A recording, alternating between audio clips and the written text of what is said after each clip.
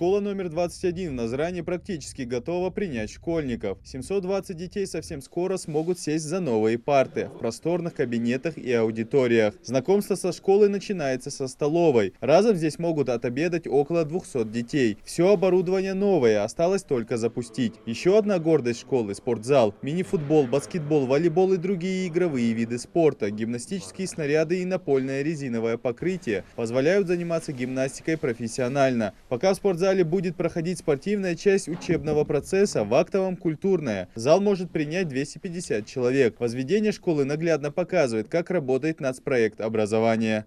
В принципе, все работы по строительству завершены все отделочные работы. Вот. Сейчас объект находится на стадии завершения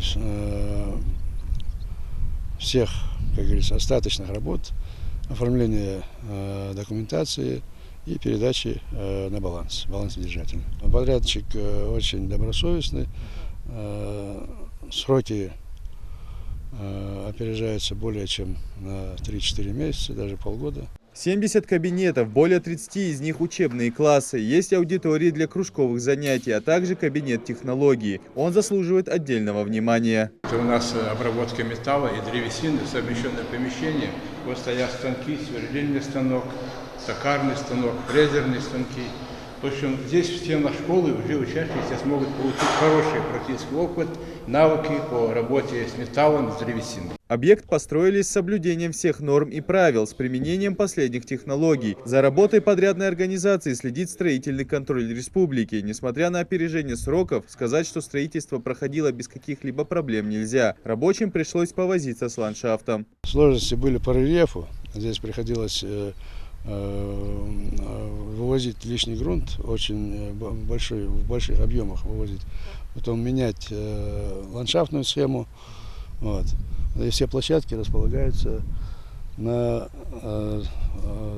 тех отметках, которые заложены в проекте. Но для того, чтобы осуществить, пришлось по рельефу поработать. В новой школе 2 пассажирских лифта, несколько входов и выходов. Возведение объекта позволит разгрузить другие школы, а также некоторый преподавательский состав перейдет сюда. Отдельно нужно упомянуть о благоустройстве территории и зоне отдыха. Строители предусмотрели несколько игровых и спортивных площадок для каждой возрастной группы.